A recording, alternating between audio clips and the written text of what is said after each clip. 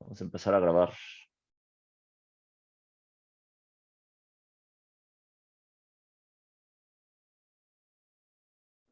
Listo. ¿Alguien más? Naomi, Alejandro Gutiérrez o Carlos Estrada. Bueno, ¿quién dice yo? Adelante, Naomi. Podría ser para también saber cuál es la medición que vamos a utilizar para perforar. No, no tanto va hacia la perforación. Sí calculas ciertas cosas como tuberías y eso. O sea, sí te va a ayudar para eso, pero no tanto. Bueno, sí va relacionado porque necesitas saber con el gasto, dependiendo del gasto que tú vayas a tener, es el tipo de tuberías que tú vas a meter, ¿no? Entonces, pues bueno, de ahí ya viene lo que es la perforación, ¿no? Entonces, bueno, sí Sí. tendría una cierta relación. Pero ahora bien, gracias, Naomi, pero es como cuando, pues tú tienes un tinaco en tu casa pues cuánta agua le quieres sacar, ¿no? Entonces, pues de qué diámetro vas a meter las tuberías. La vas a meter muy grande, tienes mucha agua, si tienes poca agua, pues no le vas, o poca presión, no le vas a meter una tubería muy grande, ¿no? Le vas a meter una tubería más pequeña y así vas a ir variando los diámetros. Entonces, el índice de productividad lo que te da es el potencial con el que puede producir el pozo. Es decir, ¿cuánto gasto me puede dar este pozo? Me puede dar mucho gasto, me puede dar poco gasto. Y a partir de ese índice de productividad, es cómo yo voy a dimensionar mis tuberías y mis instalaciones superficiales. Ok, entonces, ¿para qué nos sirve? Para estimar la producción que puede tener mi pozo. Entonces, no es lo mismo el índice de productividad de un pozo en la región marina, es decir, vamos a suponer un pozo como Kumalopsap o como este campo de Ayatzil que está dando casi 5,000 barriles diarios, a un pozo que esté en Poza Rica, por ejemplo, un pozo que pues está en arenas lenticulares, que son cuerpos pequeños, que tiene poca presión, que está muy cerca de la presión de burbuja, y entonces pues evidentemente te va a dar menor producción, te va a dar menor gasto. Entonces no vamos a estimar lo mismo con el índice de productividad que tenemos en la región marina, que son índices de productividad hasta de 5, 10, 20, este, son barriles por día por unidad de presión, por PSI, que el índice de productividad que tú tienes en Poza Rica, que son a veces 0.05, 0.1, 0.2, o sea, es decir, son índices de productividad muy bajos. ¿Sí? Entonces, para eso nos va a servir el índice de productividad y ustedes simplemente dense cuenta. En la región marina, los pozos se terminan con diámetros de tubería de revestimiento o diámetros de tubería de producción hasta de 8 pulgadas. Y tú te vas a un pozo en Poza Rica, en donde tú terminas con la tubería de producción de 2, 7 octavos, de 2 pulgadas, 7 octavos. O sea, nada que ver, ¿no? Una cosa con otra. Incluso el mismo, un pozo de Poza Rica cabría, si así lo quieres ver, en un pozo de la región marina, ¿no? O sea, la tubería de revestimiento de un pozo de Poza Rica es de 5,5 pulgadas aproximadamente. Es como como lo más común encontrarse ese tipo de diámetros. Mientras que en la región marina, pues tú te vas a encontrar tuberías de revestimiento hasta de 16, 18 pulgadas, o sea, nada que ver, ¿no? Una cosa con la otra. O incluso hasta no sé, te lo vas a encontrar, parece que estaban 12 pulgadas, 11,5 pulgadas, una cosa así. Entonces, eh, o sea, para eso sirve el índice de productividad, para hacer un estimado de, ok, ¿cuánto voy a tener de producción? Y a partir de ahí, yo voy a estimar de qué diámetro voy a hacer la tubería o mis tuberías, mis instalaciones. Las instalaciones, obviamente, de la región marina, pues son para recibir, pues más de 1 millón, más de 1,5 millones hasta 2 millones de barriles por día, mientras que las instalaciones de las baterías de separación de la región del aceite terciario del Golfo, del ATG, pues no te van a recibir más de 50,000 barriles diarios. Es decir, totalmente diferente, ¿no? Pero pues para eso nosotros estimamos estos índices de productividad o esta producción, la capacidad máxima que tiene el pozo para aportar.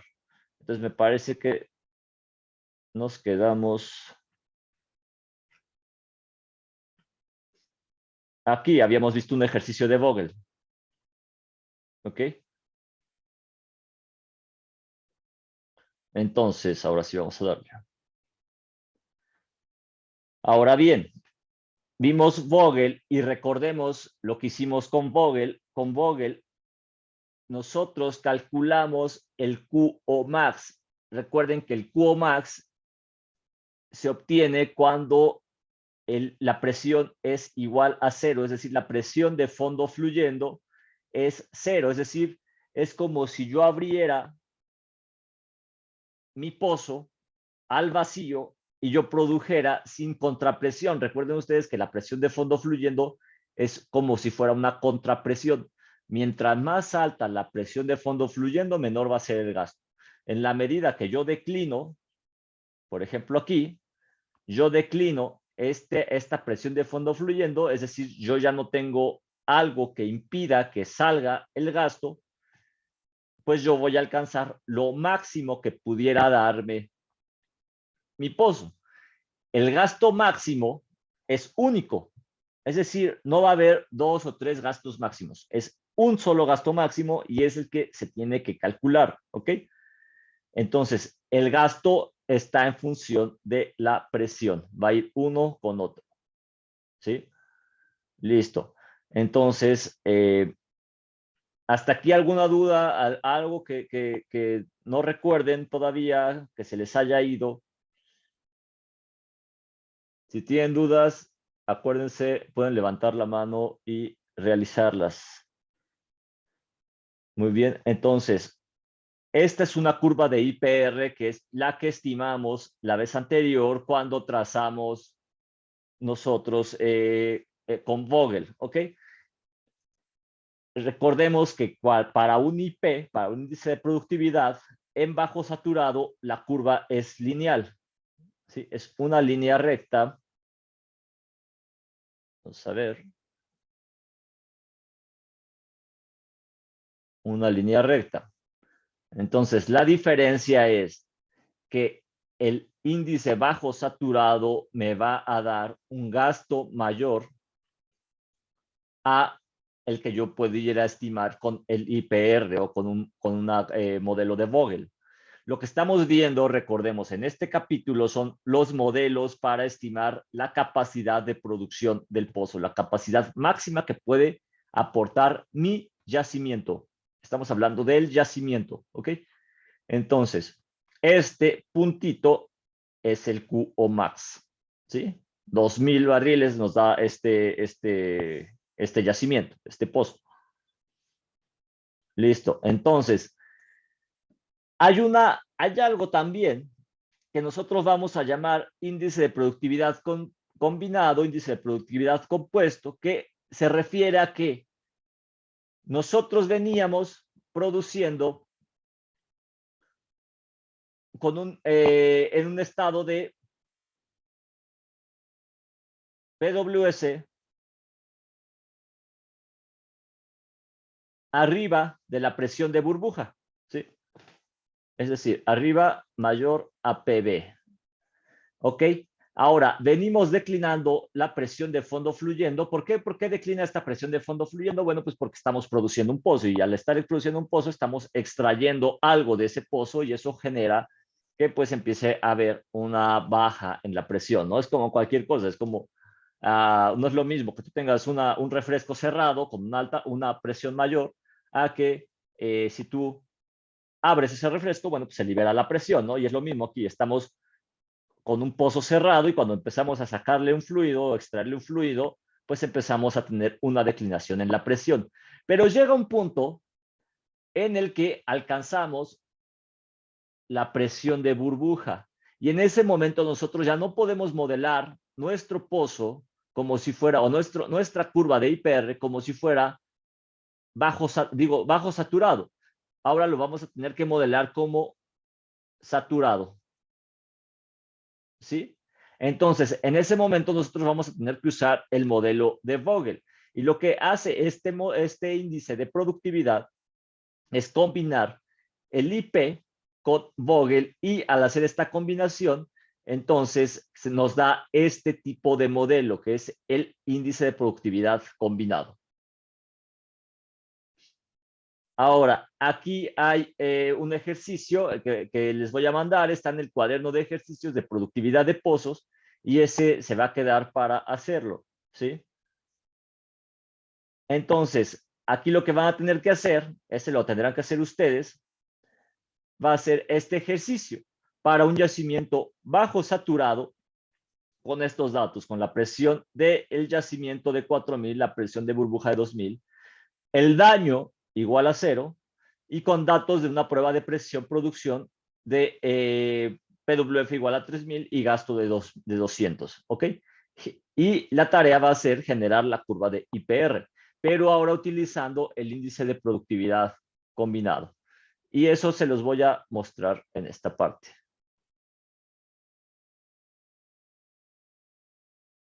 Antes de, déjenme ver, ¿dónde está el cuaderno?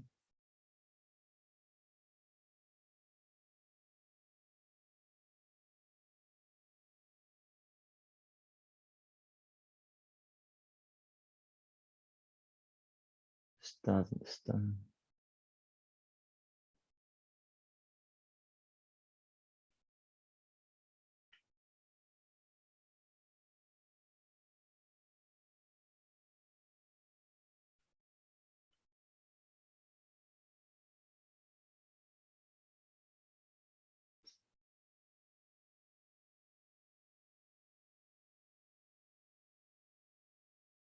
Este es el cuaderno de ejercicios, ¿sí?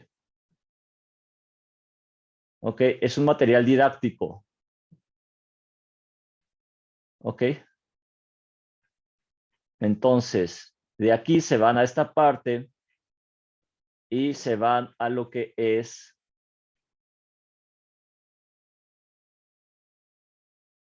este método, la página 109.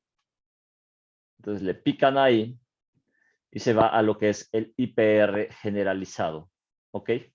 Y aquí viene un ejercicio resuelto paso a paso.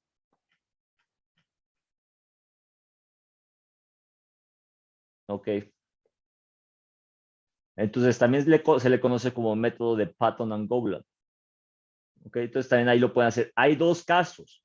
Cuando la PWF es mayor a PB, es decir, que estamos en condiciones de bajo saturado, y cuando la PWF es menor a PB, estamos en condiciones de saturado.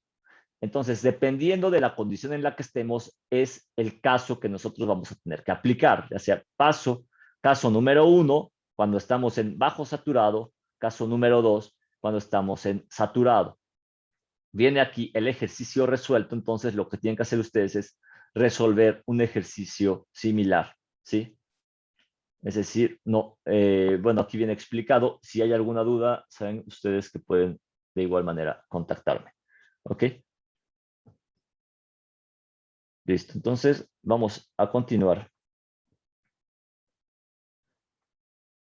Cuando nosotros estamos produciendo, creo que hay una duda de Enoch. Adelante, Enoch. Profe, Sí, ¿esta tarea se va a mandar? sí, yo se las voy a hacer llegar por Classroom de igual manera. ¿Sí? Ok, ok. Entonces, ya en donde yo la ponga, cuando ustedes ya la tengan en Classroom, ustedes ya ahí vendrá la fecha de envío, vendrá la forma de la entrega, que es también ya revisen de igual manera los criterios de entrega, y ahí vendrán las instrucciones y ya las suben en Classroom. Entonces prácticamente pues, sería manejarlo todo en Classroom. El libro de ejercicios, ¿en dónde se encuentra? Pregunta José Espinosa.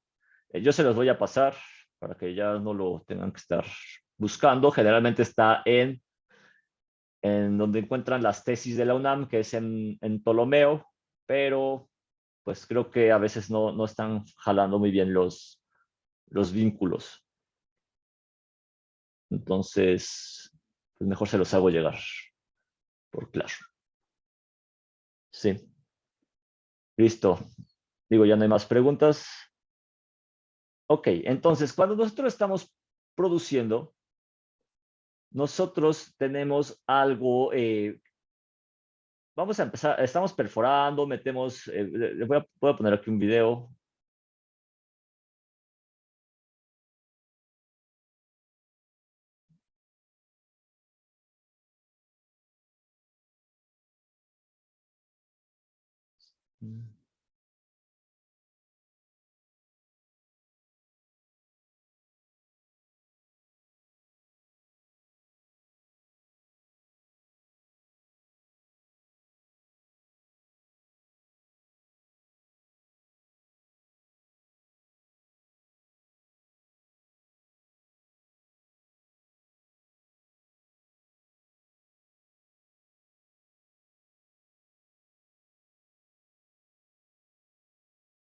Últimamente está extraviado esto.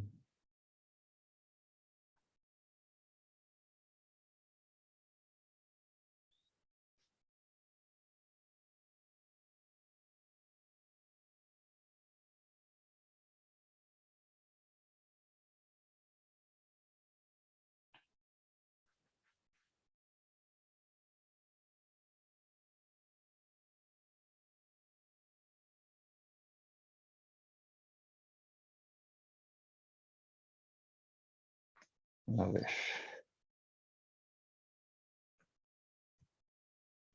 Este va a ser el tema introductorio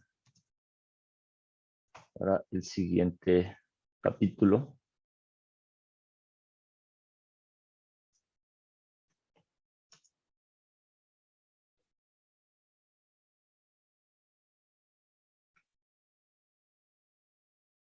Aquí está.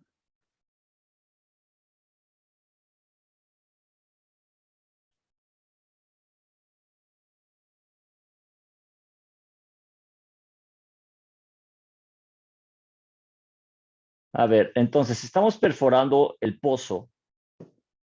Cuando ustedes están perforando o cuando se está perforando un pozo, recuerden que hay fluidos que se le meten a ese pozo, ¿ok? Fluidos de perforación, que es el lodo. ¿Sí? Entonces vamos a adelantarle un poco esto. Se le mete el lodo y hay diferentes operaciones, pero ¿qué ocurre? Vamos a quitar los subtítulos. ¿Qué ocurre mientras ustedes están perforando y cuando ustedes están llegando a la formación? ¿Qué le hacen a esta parte? Es decir, ¿qué puede pasar alrededor de la cercanía del pozo? ¿Qué se les ocurre que pudiera estar generando esta perforación? Ya perforaron, ok, ya. Metieron la barrena, metieron su fluido y todo lo hicieron, ok. Y ahora, ¿qué le pudiera pasar a la roca? Es decir, ¿hay algún cambio en las condiciones de la roca? ¿Sí o no? ¿Y por qué? ¿Qué se les ocurre? ¿Pudieran cambiar estas condiciones? Es decir, ¿qué condiciones pudieran cambiar? ¿Qué propiedades de la roca pudieran verse afectadas? ¿Quién me dice? La permeabilidad, profesor. Así es, Víctor Alan.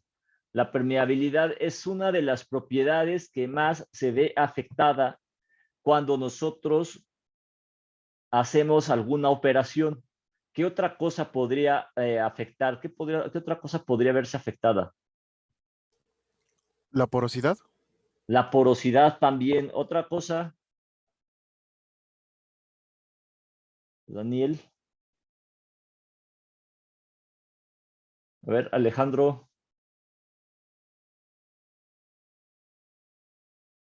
Alejandro Gutiérrez Mercado. La formación del yacimiento. ¿Quién fue? No fue Alejandro, fue... ¿quién dijo la formación? Manuel. Ah, Manuel Pineda, muy bien. Sí, la formación se ve afectada. Sí, se ve eso, también se ve afectado, se ve alterado. Es decir, ¿qué otra cosa? Hay otra cosa también, es decir, ya nos metimos ahora con la roca. ¿Qué otras propiedades podrían verse afectadas? ¿De qué ahora? O sea, ahora, si ya no consideramos el yacimiento, La la presión. estabilidad. Adelante, Daniel. Ah, perdón, la presión. La presión viene intrínseca con la propiedad de la permeabilidad. Entonces, sí, también la presión, pero vamos a ver más adelante por qué la presión se va a ver también afectada. Said Ramírez, Andrés, la estabilidad de las paredes del pozo. Sí, también la estabilidad pues va a tener una cierta afectación, y los fluidos del pozo también, bueno, los fluidos del yacimiento. ¿Por qué? Porque pudiera haber algún cambio en la mojabilidad, pudiera haber algún cambio en la viscosidad, pudiera haber algún cambio incluso en la densidad. Es decir, va a haber varias afectaciones, ¿sí? ¿Y por qué? ¿Por qué? Porque yo estoy introduciendo fluidos externos o ajenos a la formación y los estoy metiendo, pues, ¿para qué? Para perforar un pozo. Todas las formaciones, todos los pozos van a tener un daño, siempre, siempre, siempre. Pero, ¿de qué tamaño es el daño? Es decir, no es lo mismo que yo tenga un daño, y el daño lo vamos a cuantificar de una manera adimensional. Podemos decir que si tiene un daño mayor a 1, a 0.01, a 0.1, es decir, lo vamos a manejar de una manera adimensional, ¿sí? Muy bien, entonces, conociendo esto, si nosotros afectamos las propiedades, pues vamos a tener una variación, y esto se va a medir con algo que llamamos eficiencia de flujo. Es decir, que no es lo mismo que yo tenga un yacimiento cerrado, es decir, vamos a suponer que no tenga un solo daño, a que yo tenga un daño de 5. Cuando el daño es positivo, es un daño que nos está afectando las condiciones de flujo.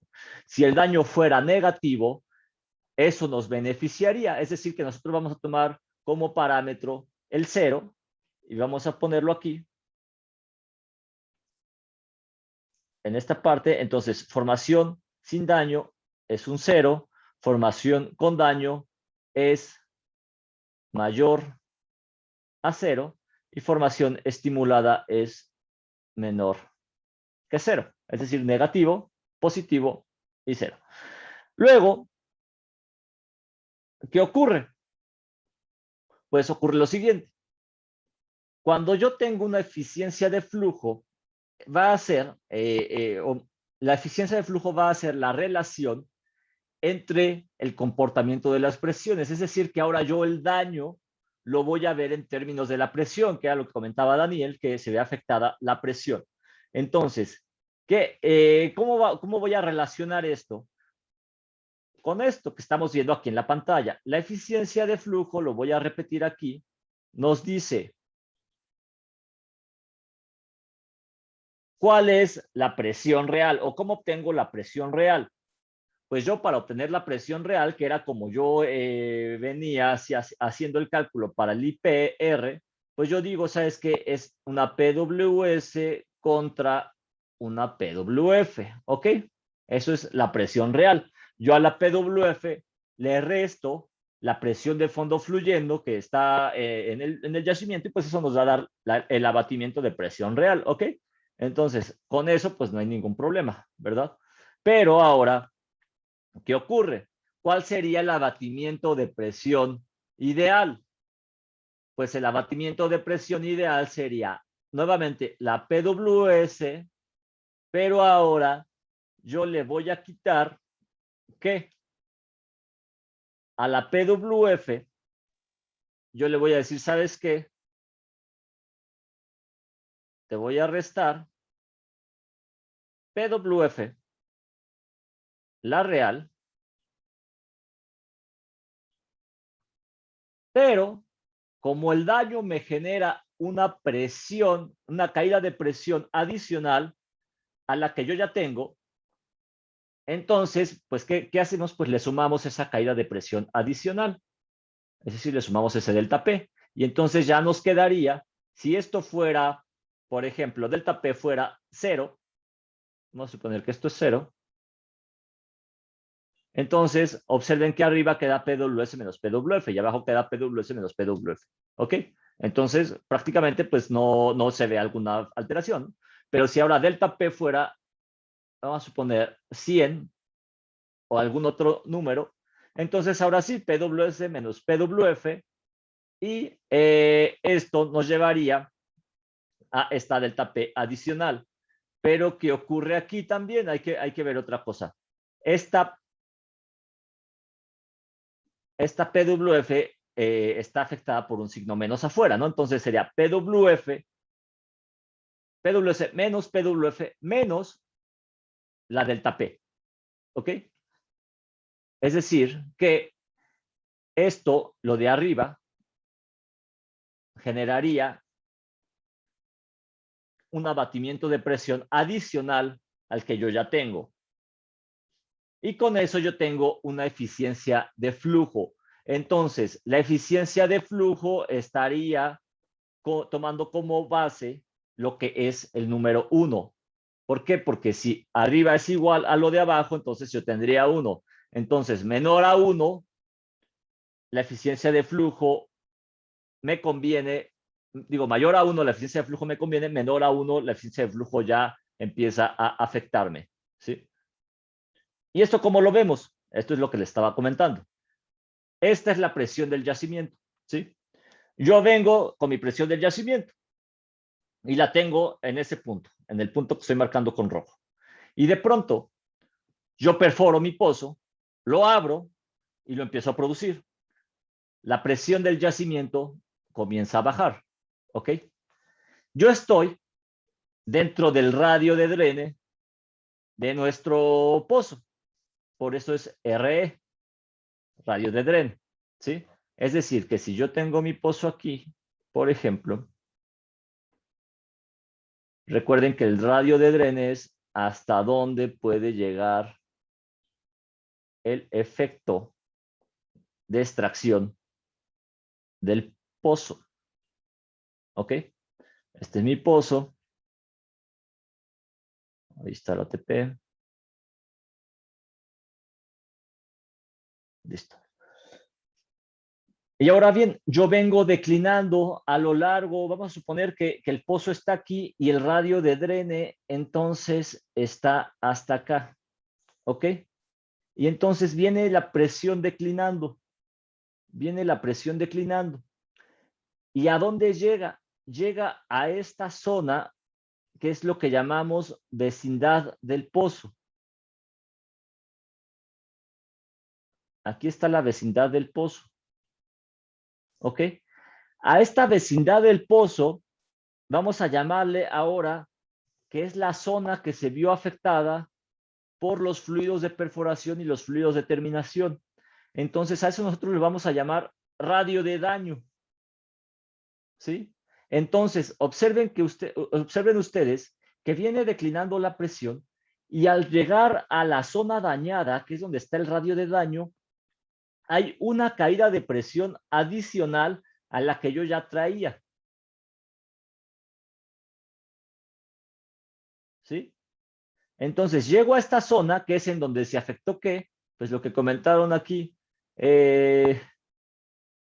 Víctor Alan, Daniel y Enoch y todos los compañeros, se afecta la permeabilidad, se afecta la porosidad, se afecta la viscosidad, se afecta también se afecta oh,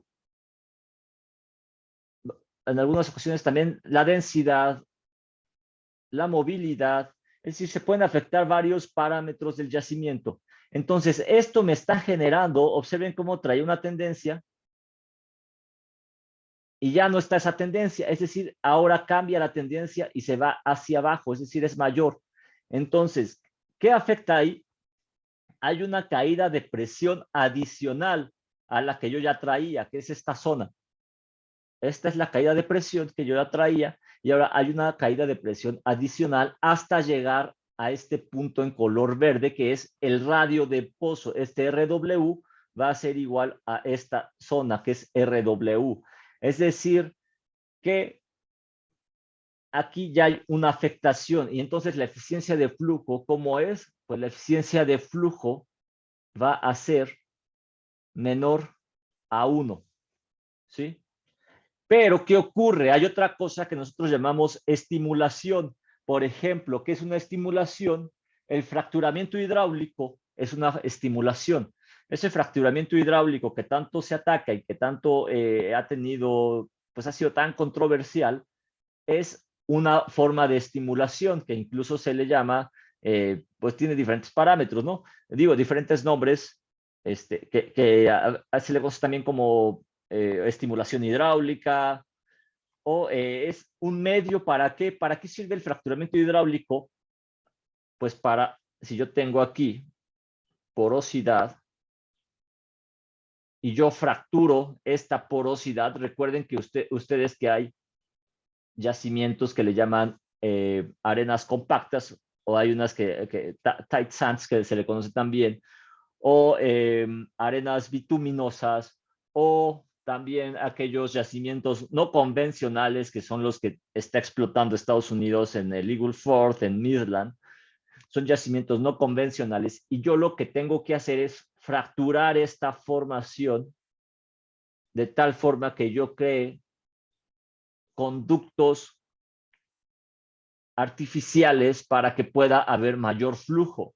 Pero cuando yo creo esto, yo estoy estimulando la formación y al crear estos conductos, lo que me ayudan es a tener una mayor capacidad de flujo. Entonces, ¿ustedes cómo creen que sea la eficiencia de flujo? Pues evidentemente esto va a ser mayor que 1. Yo ya le estoy ayudando a mi pozo a fluir, ¿sí? A mi yacimiento a fluir, perdón. Eso es la eficiencia de flujo. Entonces, si yo estimulara, por ejemplo, este pozo que estamos viendo aquí, entonces a lo mejor la tendencia sería así. ¿Ok? La caída de presión ya no sería tan grande, sería una caída de presión menor, tendría una eficiencia de flujo que me beneficiaría. ¿Hasta aquí alguna duda? Todos los yacimientos no convencionales se tienen que fracturar hidráulicamente. Todos, en todas partes del mundo, e incluso en México se realizan operaciones de fracturamiento hidráulico y es algo que se ha venido haciendo desde hace muchos años. En el ATG, todos los yacimientos se tienen que fracturar en el aceite terciario del Golfo. ¿Por qué? Porque son arenas muy compactas que tienen permeabilidades hasta de 0.001 milidarcis y entonces no habría nada de flujo en ese tipo de yacimientos. Tú los tienes que fracturar, que es lo que se hace y se ha seguido haciendo. Los tienes que fracturar hidráulicamente para que pueda haber flujo, ¿sí? Entonces, de ahí viene la controversia. Ok, el problema es que, por ejemplo, en el ATG hay regiones, ya aquí me voy a meter un poco en la parte social, pero hay regiones que no tienen agua y en cambio tú llegas y fracturas tu pozo hidráulicamente. Necesitas hacer agua limpia porque las bacterias también pueden dañarte el pozo. Si tú llegas y le metes agua sucia, cualquier tipo de agua, o incluso agua salada, agua de mar, puedes causarle un daño a la formación. El agua de mar, pues recuerden que tiene cierta salinidad y esta salinidad puede también generar formación de depósitos orgánicos en el interior, al haber una incompatibilidad en el agua de formación con la del agua salada, puede haber hay formación de depósitos orgánicos. ¿Y eso qué va a generar? Pues un daño a la formación. Entonces yo no puedo llegar y meterle agua de mar. Entonces la controversia viene, sí, tú estás fracturando hidráulicamente, pero tienes regiones que no tienen ni siquiera agua para tomar. Entonces te estás gastando prácticamente sí son se requiere mucha agua, ¿no? 1000 barriles, 2000 barriles de inyección de agua, sáquenlo en litros, mientras que en otras regiones no tienen ni para tomar un vaso de agua, entonces ahí es en donde viene la controversia y esa, pues, ¿con qué fracturo, no? O sea, o fracturo y saco producción, o pues la parte social, estás usando agua potable para fracturar. Entonces, por eso es tan controvertido el fracking, ¿sí? Hasta hoy ha habido muchos estudios, sin embargo, todavía no hay uno que permita fracturar hidráulicamente con algún otro tipo de fluido. ¿Ok? Entonces, ¿qué ocurre? Recordemos este modelo, que es el modelo de flujo radial. Recuerden esto, que esto fue de los primeros que vimos, pero ahora este modelo de flujo radial involucra algo que es esta S, que es el factor de daño. Así vamos a denominar nosotros el factor de daño. ¿Listo? Muy bien, entonces, la relación entre el factor de daño y factor sin daño, ahora llevándolo a términos del logaritmo natural, lo vamos a tener aquí, logaritmo natural de RE, que es el diámetro, el radio de drene entre RW sobre logaritmo natural de RE sobre RW más S. ¿Sí? Esta es otra relación, es decir, pues nosotros podemos expresar la eficiencia de flujo de diferentes formas. Una de ellas es mediante presiones, que es esto que estamos viendo aquí,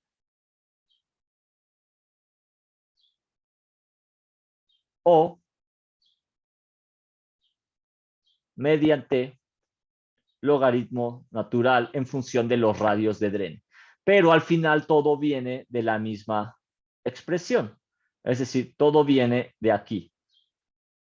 De esta ecuación de flujo radial, yo voy a partir.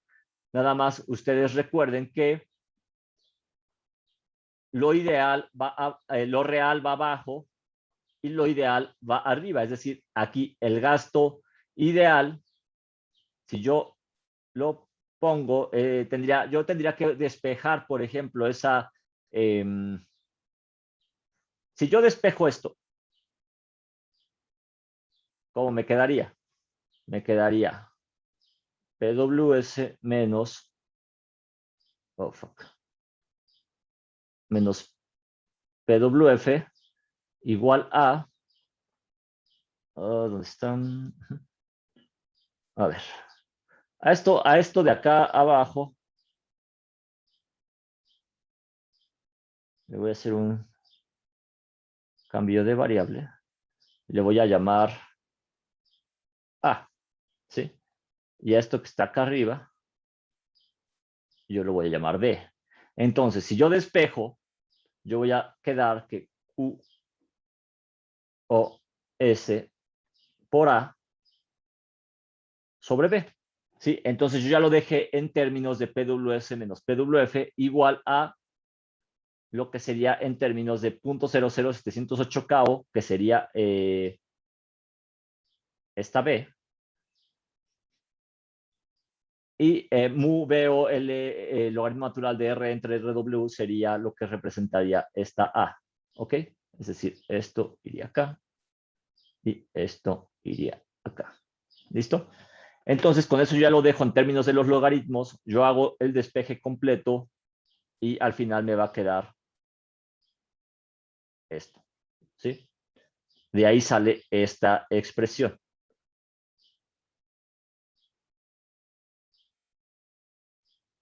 ¿Alguna duda todavía hasta este punto?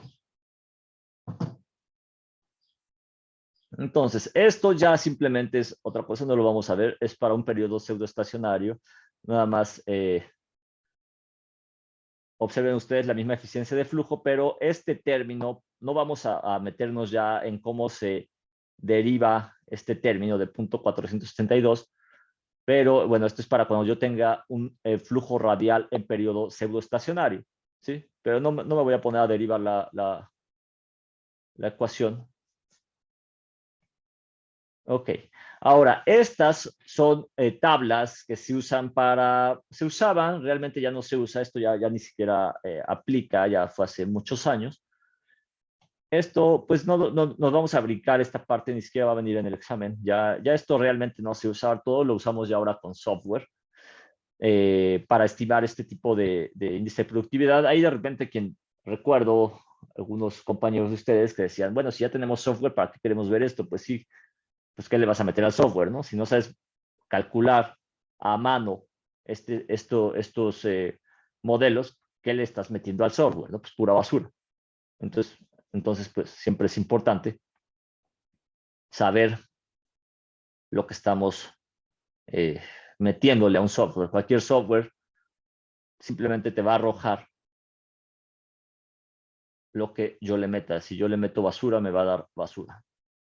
Entonces no vamos a ver esto, no vamos a ver ya este método gráfico ya ni siquiera se usa. Muy bien, ahora con esto estamos terminando la parte de índice de productividad en pozos de aceite. ¿Sí? ¿Hasta aquí alguna duda? Todo va quedando más o menos claro. Yo sé que todavía no está tan claro, pero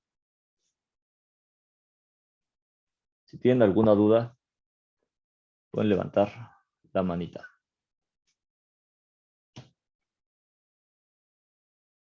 ¿Ok? Listo. Ahora, ¿qué ocurre? Daniel, adelante. Bueno, era un poco con lo que dijo del franking, profe. Realmente actualmente han avanzado con respecto. Ya ve que había mucho problema Sí. cuando hacían el franking y contaminaban los pozos acuíferos. Todavía en la actualidad, bueno, eso es como hace 10 años, 15, vi un documental que sacaron, creo que de la Shell Gas, donde la gente se quejaba porque el agua salía con gasificada, creo. Entonces, ¿en la actualidad sigue pasando lo mismo? Mira, lo que pasa es que depende mucho de la región, de la zona. Para serte sincero, aquí en México, los pozos son muy profundos. Los pozos, por ejemplo, en algunas zonas son de 1000, bueno, no son tan, vamos a llamarlo, más profundos en relación con el manto acuífero, ¿no? ¿Cuánto tienes un manto acuífero? ¿100 metros, 200 metros más o menos? Y aquí en México, por ejemplo, tú tienes pozos de 1500 metros hasta 2000 metros, por ejemplo, en el ATG, que serían como pozos relativamente someros. No nos vamos a un terciario, porque bueno, ahí sí, definitivamente te vas hasta los 3000 metros al terciario, ¿ok? Aquí en México la regulación, bueno, todavía no existía regulación antes, hace muchos años. Sin embargo, Pemex tenía control de lo que es control ambiental, el control de seguridad. El control de seguridad es bastante estricto, ¿no? Entonces, el fracturamiento con Pemex cumplía muchos estándares de seguridad, de protección y operativos técnicos.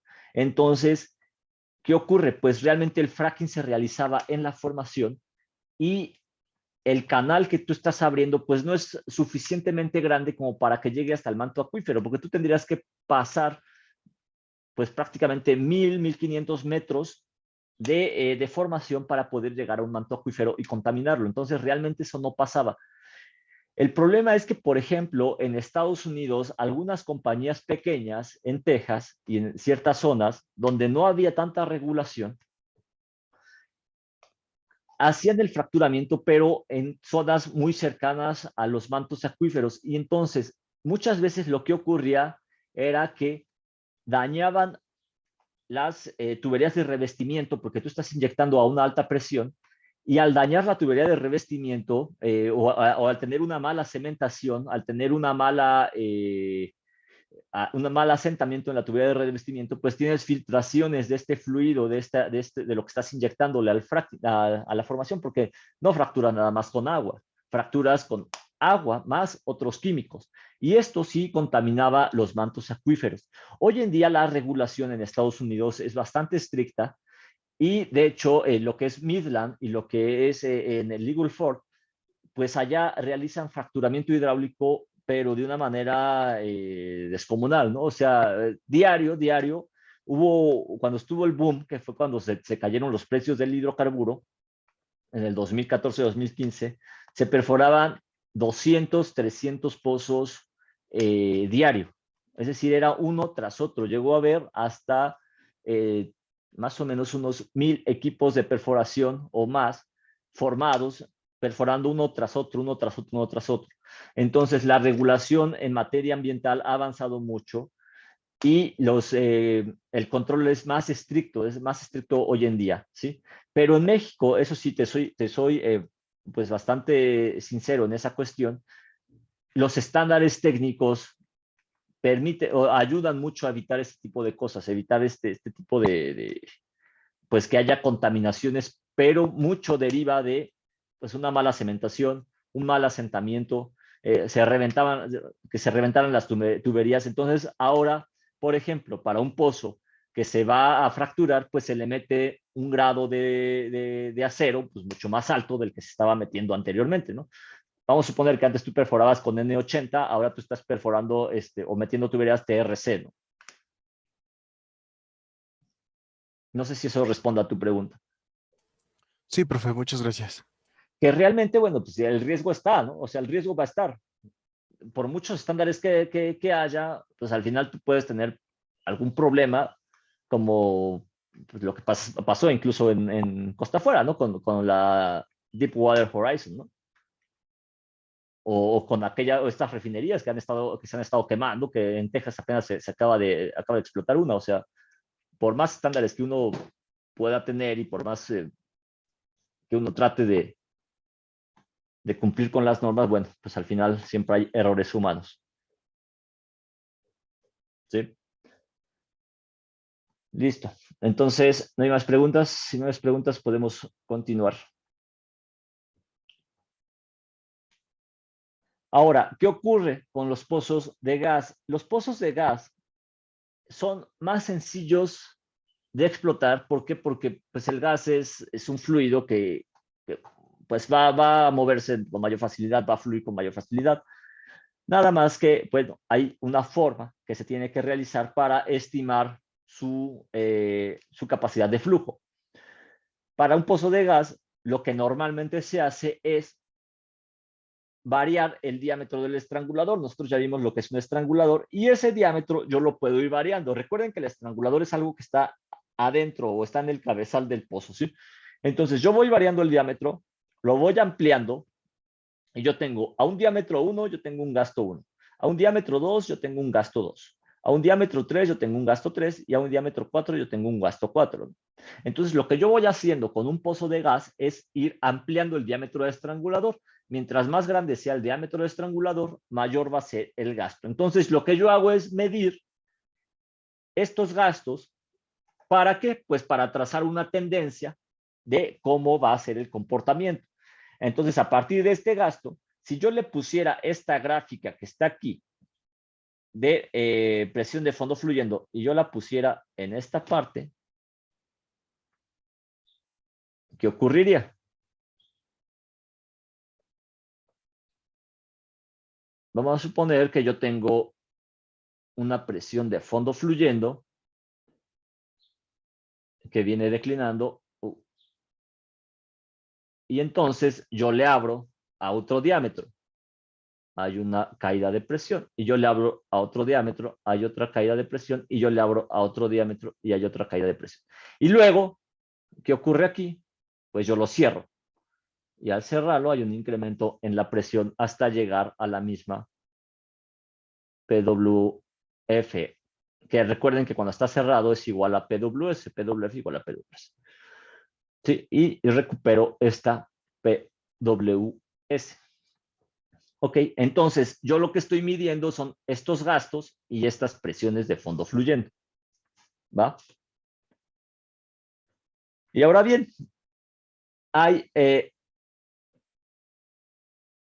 a que Rodrigo Osorio Montufar, ¿a qué se refiere con estabilizar la presión de fondo fluyendo? Se refiere, por ejemplo, cuando tú haces un cambio en el estrangulador, hay algo que se llama flujo transitorio o pues eso representa una inestabilidad en el flujo, ¿no? Entonces es como, por ejemplo, cuando se va el agua en las casas, por ejemplo, que cortan el agua y de pronto, vamos a suponer que estuvo 3 días sin agua, la zona, y de repente reactivan el agua, ¿no? ¿Qué ocurre cuando le abres a la llave? Se ve como si fuera, vamos a suponer aquí una presión y aquí un tiempo, se ve esto, ¿no? Como que salen baches de agua. Cuando ya estabiliza, entonces ya se ve así.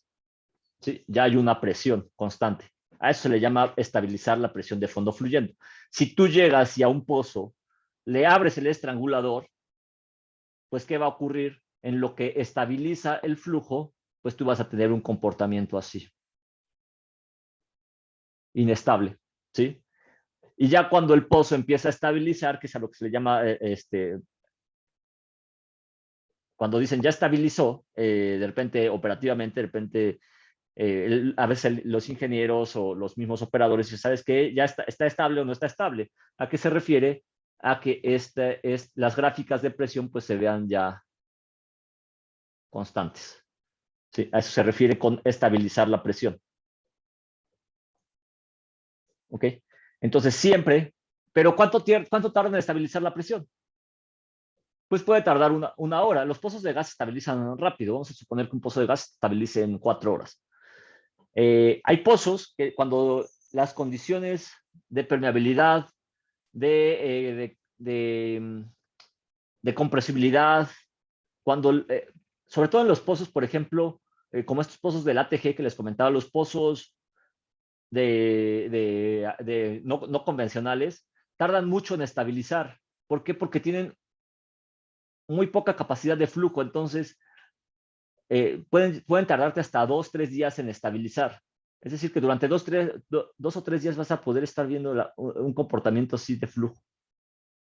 En cambio, un pozo, por ejemplo, marino, un pozo, no sé, en Kumalopsat, en Q, pues te va a estabilizar en cuestión de horas, ¿no? 2 horas, tal vez 3 horas. ¿Por qué? Porque la capacidad de flujo es muy grande, entonces en cuando tú abres el estrangulador, luego hay un ajuste en la presión. Tiene tan buena capacidad, tiene tan buena permeabilidad, que inmediatamente empieza a reflejarse en un comportamiento ya otra vez estable. Sí, también la estabilidad también depende mucho de las condiciones del yacimiento. Y los pozos de gas, pues es más fácil que estabilicen rápido en comparación con un pozo de aceite. Eso sí, siempre. ¿Sí? Ok, ahora, ¿qué ocurre? Cuando nosotros estamos analizando un pozo de gas, tenemos algo que le llamamos constante, una C, esta C. Esta C se supone que es una constante de laboratorio que se obtiene de diferentes parámetros. La C está en función de la viscosidad, de la permeabilidad del gas, del espesor, de la temperatura, entre otros parámetros. Es decir, son varios parámetros que van a generarte esta C. Entonces, no es tan fácil obtenerla. Sin embargo, se puede obtener matemáticamente.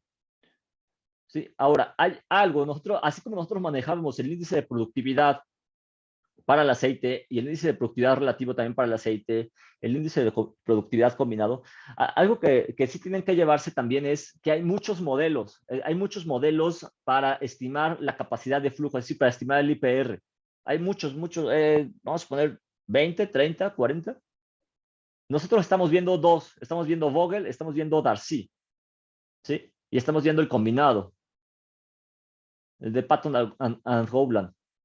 Pero hay más, o sea, no se vayan a casar con que nada más existen esos tres. Cuando ustedes ya empiecen a trabajar, ustedes ya van a conocer esto y ustedes van a tener la capacidad de irse a un libro y de decir, ¿sabes qué? Ok, a esto no le aplica Vogel, a esto le aplica Howland, o a esto le aplica el back pressure, o por ejemplo, a este le aplica a Jones o Fetkovic, ¿sí? Depende de qué condiciones de yacimiento tengan ustedes. Y ahora bien, retomando el tema aquí de lo que son los pozos de gas, este es otro método, este método también conocido como back pressure, nos lo que involucra también es una N. Esta N es el índice de turbulencia y esta N puede ir de 0.5 a 1. Para 0.5 es flujo turbulento y cuando yo me empiezo a acercar a 1, empiezo a tender a un flujo laminar, ¿sí? Entonces, al final, realizando toda esta derivación y todo todo lo que es el modelo, pues yo voy a terminar prácticamente en esto. Esta es la ecuación general, que ya está normalizada. Observen ustedes cómo ya tiene la presión al cuadrado, PWS al cuadrado menos PW, esta sería una PWF, PWF al cuadrado, y eso es normalizar la curva. Todo cuando es gas siempre van a tener que normalizar, ¿sí? Una vez que ya está normalizado, ustedes pueden despejar esta C, que la C está en función del gasto de gas, PWS menos PWF, y la N, que es el factor de turbulencia. Entonces observen cómo ya no necesita estimar la C, ¿sí? O bueno, ya no necesitan estimarla o calcularla en laboratorio, sino que ustedes ya la pueden estimar de una manera matemática. Y luego, ¿qué ocurre? Pues ustedes recuerden que teníamos 4 cambios de gasto. Y cada gasto está asociado a una presión de fondo fluyente. Es decir, yo tengo gasto y yo tengo PWF. Yo tengo un gasto de gas asociado a una presión de fondo fluyente. Y yo lo empiezo a graficar. ¿Cómo lo voy a graficar? Bueno, primero yo voy a calcular los gastos despejando. Ya que yo obtuve la C, esta C, entonces yo ya puedo despejar y ahora graficar lo que es la diferencia de presiones contra QG, ¿sí? Yo cuando lo grafique, entonces me van a quedar unos puntitos aquí. ¿Por qué estamos calculando 4 gastos? Porque cuando yo grafico, yo puedo tener estos 4 puntos. Entonces, ¿cómo voy a trazar yo una línea de tendencia a través de mis puntos? Si yo tengo 3 puntos o 2 puntos, y yo trazo una línea de tendencia, yo puedo trazarla acá, o yo puedo trazarla acá, ¿sí? Pero si yo tengo 4 puntos, entonces yo puedo ajustarlo más fácil. Por eso siempre es recomendable 4 puntos, mínimo, ¿sí? En gas e incluso en aceite, siempre es recomendable utilizar 4 puntos. A veces hay operadores o hay ingenieros que ya cuando uno está operativamente, acuérdense que en el petróleo todo cuesta. Entonces, tener un equipo de medición en el pozo cuesta y sobre todo cuando no tienes el recurso económico como aquellos campos pequeños, aquellos campos, pues otra vez yo nada más insisto con el ATG, porque en algún tiempo el aceite terciario del Golfo tuvo un boom. En los tiempos de Calderón y Fox, la estrategia era perforar pozos de manera brutal.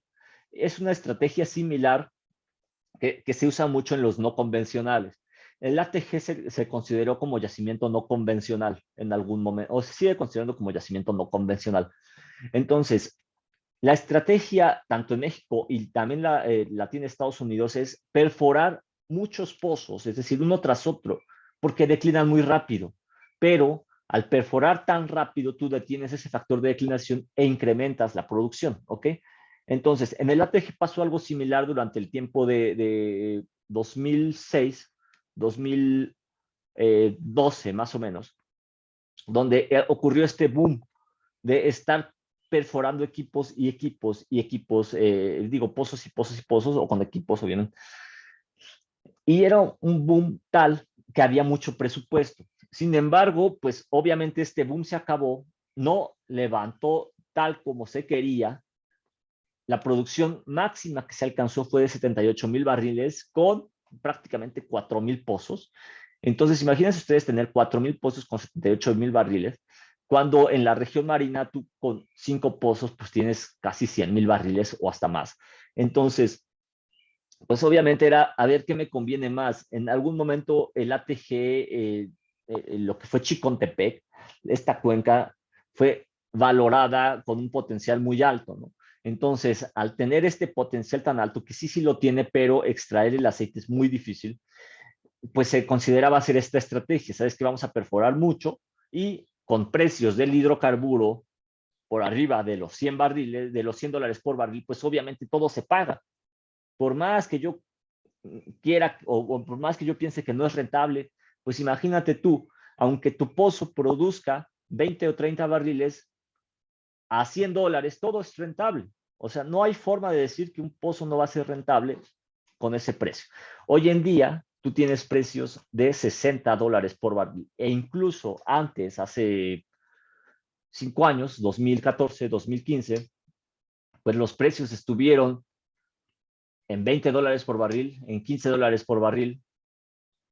Ni hablemos del año pasado, que incluso ya hasta fueron negativos, pero esto, bueno, eso fue otra cosa totalmente diferente.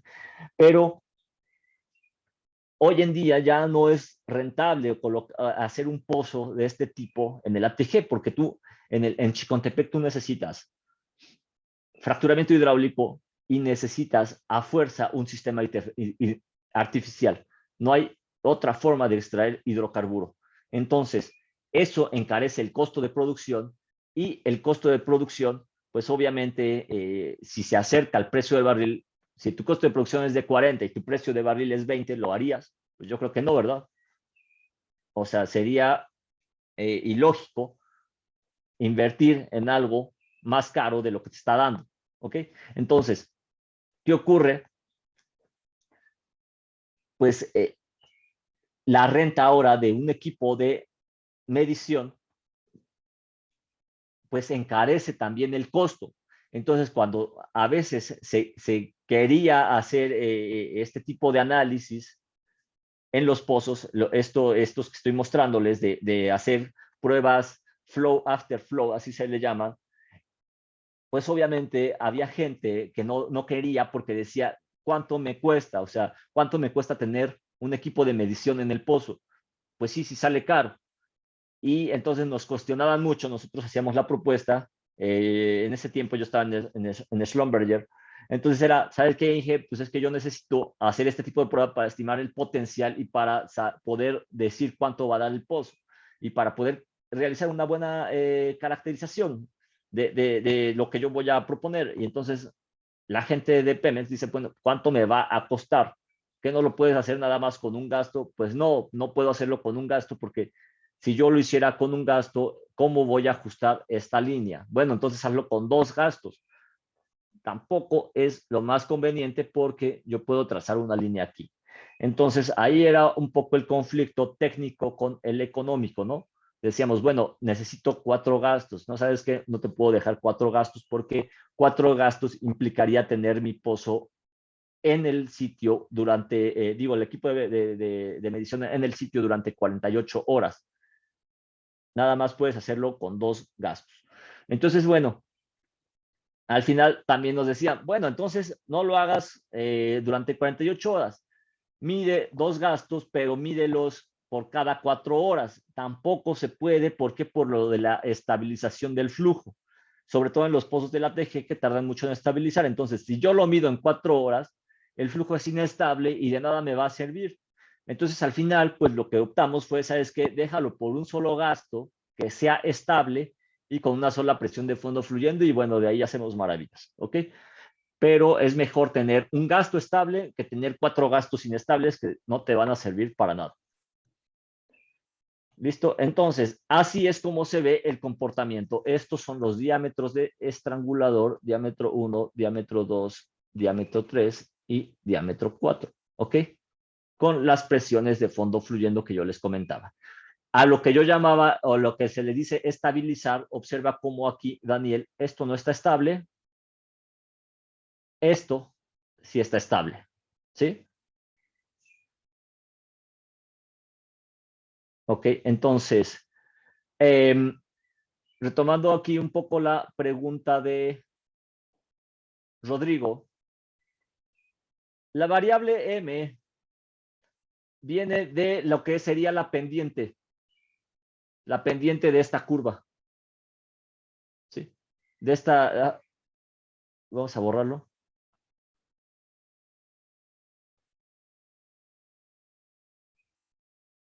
Si tú sacas aquí la línea de tendencia, tú le sacas una pendiente y esa pendiente va a ser esta M. Se me estaba yendo esa parte. Ya con esa pendiente tú sacas N. Tú sacas N, entonces ya tienes una N, tienes PWS, tienes PWF y tienes QG y ya calculas la C. ¿Sí? Ahora bien, tú tienes 4 gastos, entonces vas a decir, bueno, ¿y yo cuál tomo? O sea, ¿qué QG tomo para calcular mi N? O para calcular mi C más bien. ¿Qué puntos tomo? Pues toma los puntos más estables. Toma los puntos más estables, por ejemplo estos. Vamos a suponer que esté por acá. Tomas 3 puntos, calculas tu pendiente, sacas tu N y sacas tu C. La C va a ser la misma para todos, pero vas a tener cambio en la QG. ¿Sí? Eso, vamos a verlo aquí. Este es un ejercicio. ¿Y qué se hace? Aquí está lo que te decía.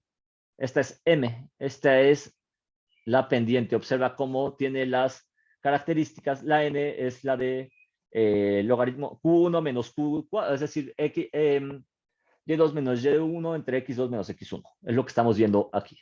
¿Sí?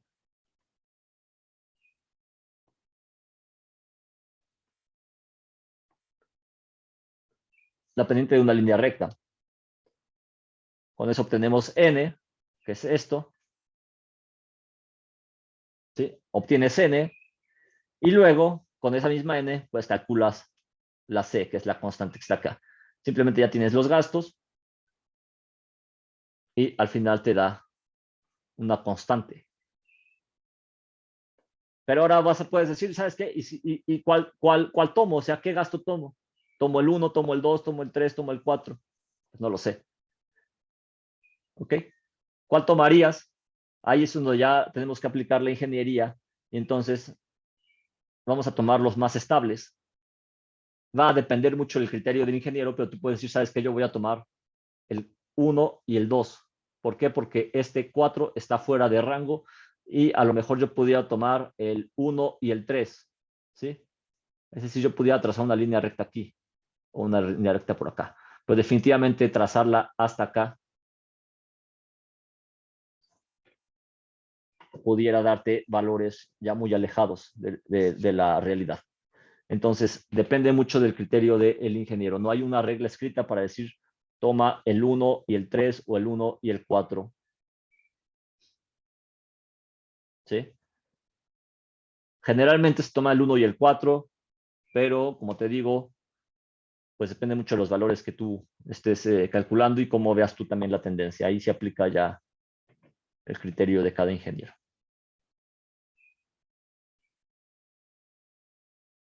¿Dónde está?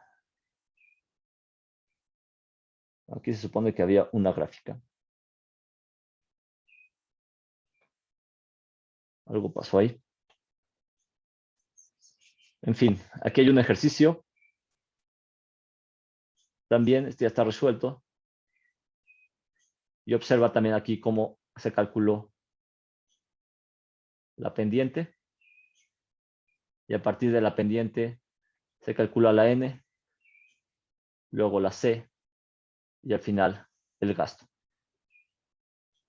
Que si tú calculas un gasto, o sea, tú calculaste la M a la pendiente con los rangos que ya obtuviste, ¿no? Y ya calculaste la N, que es el factor de turbulencia. Y después vuelves a calcular los gastos. Y a lo mejor dices, bueno, sabes que ahora yo voy a usar la misma presión que yo tenía con el gasto. Es decir, yo voy a usar esta presión y yo voy a usar 2.500, 2.200, digo 2.000, 1.500 y 1.000. Con los valores que ahora yo calculé de C y N, los nuevos. O sea, a lo mejor eso te varía el gasto. ¿Por qué? Porque al final uno ya está ajustado a una línea de tendencia y estos gastos pues todavía son los reales, todavía no están ajustados. Aquí lo importante es que pues se ajusten lo más que se pueda a una línea recta. Si tú tienes un gasto real y lo tienes por acá, y a lo mejor los otros 3 sí están dentro de la línea de tendencia, pues considera estos 3 y descártalo. Entonces, el nuevo gasto que tú vas a calcular a esta condición de de presión de fondo fluyendo, que está aquí, pues va a ser diferente al que tú habías medido realmente.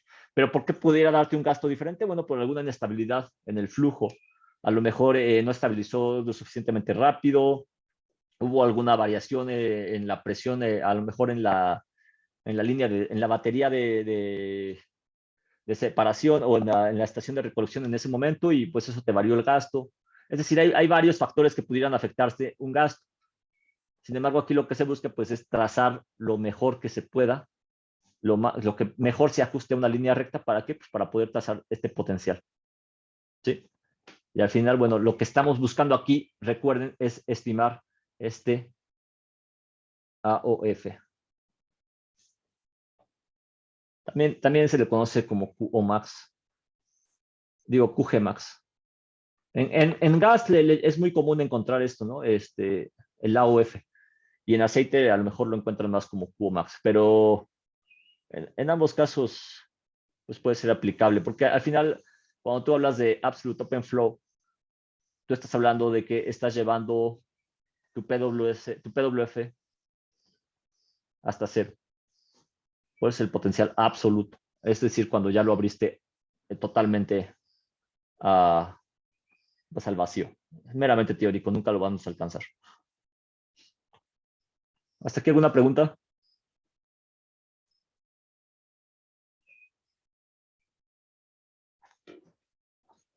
Listo, pues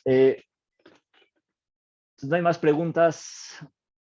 Revisen los videos anteriores, también lo voy a subir. Revisen los videos anteriores y pónganse al corriente porque nos vamos a ir pues relativamente rápido en algunos temas. Para mí, temas bastante importantes son que es índice de productividad, daño. Nos podemos llevar rápido lo de curvas de declinación, la parte de registros de producción, pues también se puede ver rápido, ese no es tan relevante, digamos, para un ingeniero petrolero. Sin embargo, el último tema, que es el de análisis nodal, ese sí es bastante relevante para un ingeniero petrolero. Entonces, la idea es llegar a ese y verlo más a detalle. Adelante, Naomi. La forma de evaluación y todo va a quedar igual. Todo igual, todo se queda igual. Lo único que a lo mejor realizaré sería un ajuste en el número de exámenes. O sea, lo demás no tendría por qué cambiar. Pero a lo mejor en lugar de hacer 3 exámenes, pues van a ser 2. Lo demás no cambiaría. Ok. Sí, Ok, gracias. listo. ¿Alguien más?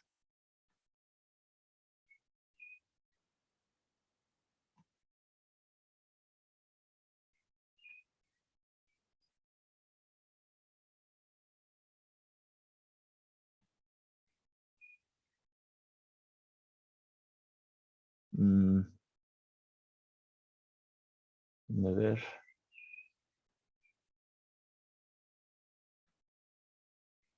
Share. Listo, pues si no hay más preguntas, muchas gracias por su atención. Nos vemos el próximo miércoles. Que tengan un buen día. Gracias, profe. Nos vemos. Gracias a usted, profe. Hasta Gracias, luego. profe.